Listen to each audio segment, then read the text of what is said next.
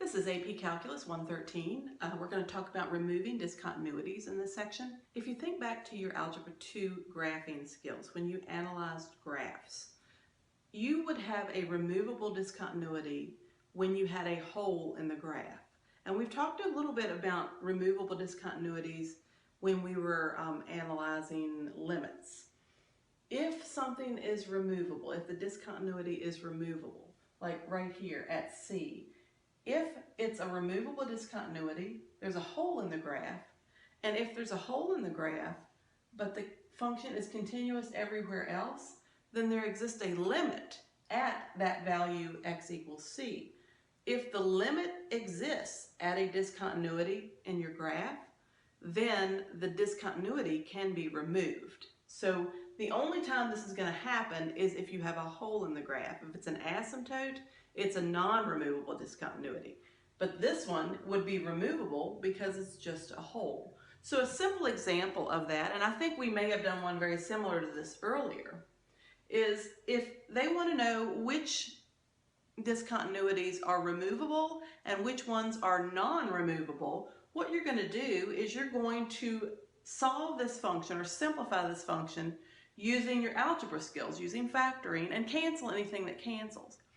If something on the denominator that causes the denominator to be 0 is canceled out because of factoring, then that is a removable discontinuity. So if we look at this function, we know that if we set the denominator equal to 0, at x equals -1, we have a discontinuity. We have a hole in the graph or an asymptote, depending on whether it is removable or not.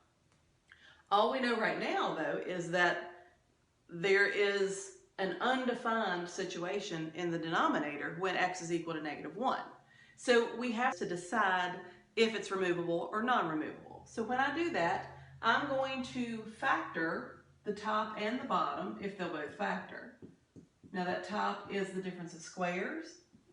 The bottom is not factorable, so I just bring that down.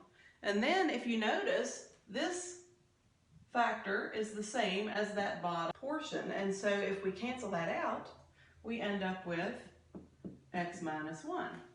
Now, when we end up with x minus 1 here, the denominator has totally canceled out. So that means if the discontinuity has canceled out, or if whatever the factor is on the bottom completely cancels out, that is a removable discontinuity. In this function, if they ask me where the discontinuities are, I'm going to set the denominator equal to 0.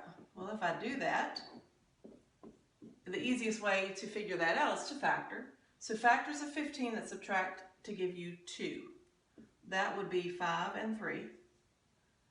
Since that minus sign is there, and since that is a minus, this minus tells me that these two signs are opposites, and the big number gets the minus for that one.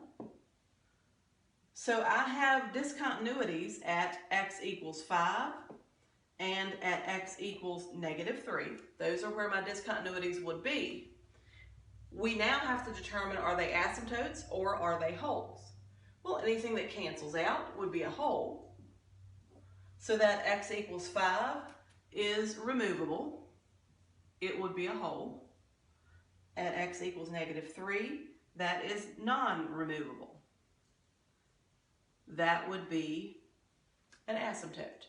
And we'll talk more about the graphing later.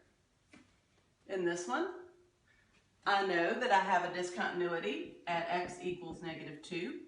I need to determine if it's removable or non-removable. I'll do that by factoring. Factors of 12 that subtract to give you 4, 6 and 2. The minus tells me these are different signs.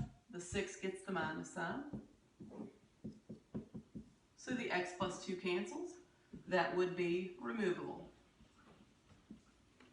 For this one, if I factor the bottom, that's difference of squares. So I have two discontinuities, one at x equals -3 and one at x equals 3, if I set each of those equal to 0.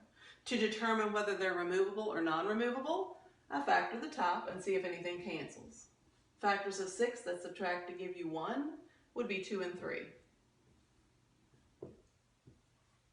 and then the 3 gets the minus, the 2 gets the plus. If you have forgotten how to factor trinomials, search Khan Academy, factoring trinomials. Hopefully that will give you a good enough review to remember how to do it.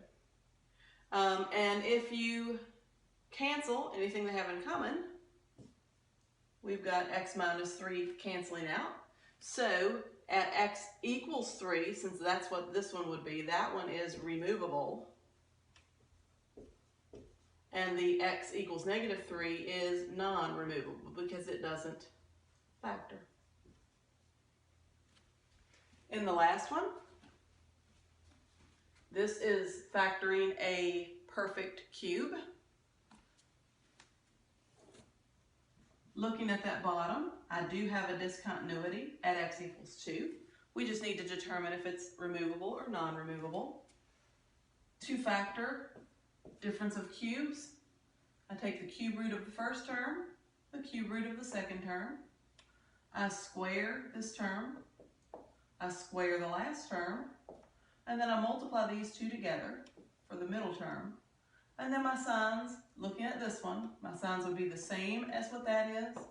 This is different than what that is. This one is always a plus. So I use the phrase same, different, plus for those. And then the x minus 2 cancels. So I know this one was removable. And again, we'll get more into the graphing later. This is just a basic, whether it's removable, non-removable, will this be an asymptote or a whole when we go to graph.